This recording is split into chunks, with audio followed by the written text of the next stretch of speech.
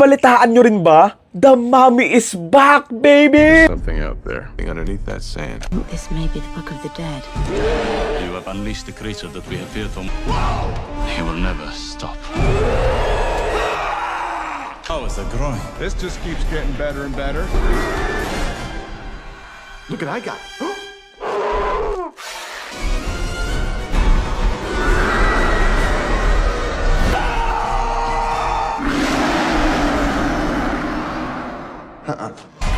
Alala ko nung bata ako, sobrang kinikilabutan ako dito doon sa mga insekto na gumagapang tapos pumapasok sa katawan. Sobrang iconic pa dito ng pangalan na Anak Solomon.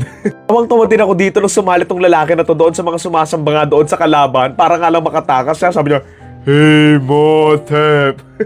Imhotep! Kung parte ng childhood nyo tong movie na to or at least napanood nyo na, paniguradong ma-hype din kayo dito eh. Sa sobrang kakapanood ko nga nito, kapag sinabi mong Egypt, ang una ko agad na iisip, it's either Jojo or ito ang The Mummy. Kung hindi nyo pa to napapanood, baka nakita nyo naman yung isang reaction meme na galing dito. Ito, ang maganda pa dito, hindi ito continuation nung kay Tom Cruise ha, continuation to nung original. Oo, Brendan Fraser and Rachel Weisz are back as O'Connell and Evelyn. Legit nung nabalitaan ko to, sobrang saya ko kasi for me, this is still one of the best action comedy horror adventure movie and partida, halos kasing edad ko na to eh. Pinawatch ko nga to agad and I must say, it aged like a fine wine, baby. Naalala ko nga, childhood crush ko si Rachel Weisz dito eh. And syempre, si Brendan Fraser. God damn, yung outfit niya, yung pag-double wheel niya sa mga beng-beng niya, plus, the hair. Grabe, peak Brendan Fraser to. Tutuwa nga ako sa karakter niya dito, lalo na nga doon sa dulo, kasi nga, kahit lagi siyang tinatarantado nga ni Benji, sa dulo, sinubukan pa rin niya siyang iligtas. Ang galing lang nun, in terms of writing na naidagdag pa nila eh. By the way, alam niyo sino yung naaalala ko kay Brendan Fraser dito? Yung bagong Superman, si David Corenswet.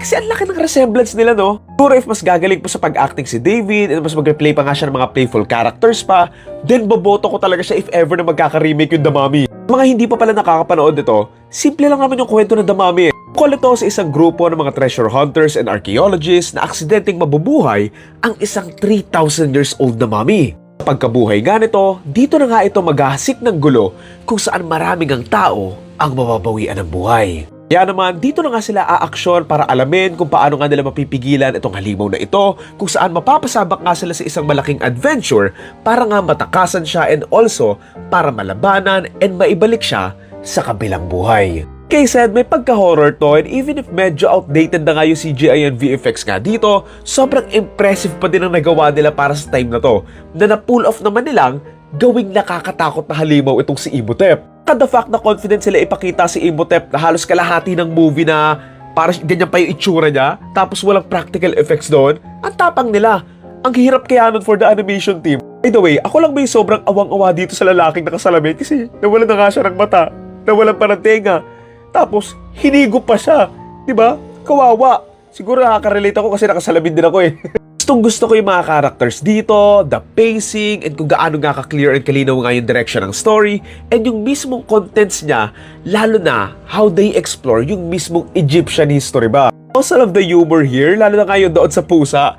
That's what makes it fun din eh, and rare to see, lalo na nga sa mga recent adventure movies. Siguro medyo weak lang yung ending ng film and sobrang nakulangan lang din talaga ako na parang it was so easy. Pero ayun, pero kudos din talaga sa villain nila dito, syempre nga with Imhotep, lalo na nga how they introduce him from the start pa lang, na basically, isa tong tao na gusto lang namang makasama yung taong mahal niya. Kung iisipin mo nga, ang sweet niya eh. Kasi isipin mo 3,000 years na siyang tegi, tapos pagkagising niya, yung babaeng minahal niya agad, yung hinahanap niya. Hindi siya naging masama to have power, to take back Egypt, or kalabanan sila Jotaro. Kumbaga, ang gusto lang naman niya, matuloy yung naudlot nilang pagmamahalan ni Anak Solomon. So yan, after watching this, I just miss these kinds of films that actually feels massive kasi siguro mas gumagamit sila ng mga actual sets and locations instead of overusing too much CGI and green screen nga. Ano nga doon sa bagong The Mummy, mas mag-rely sila doon sa practical effects and also cinematography and look-wise sana, it doesn't look cheap or too dull katulad ng mga movies ngayon and sana makapture nga nila yung aura or magic nung original. So yun, lastly, nung bata ako, hindi ako makatulog. Alam niyo kung bakit? Sobrang hinayang na hinayang ako doon sa mga gintong hindi nila nakuha. So yun lang, again, ang title ng movie ay The Mummy, and ang torta rating ko for this film ay 8 out of 10.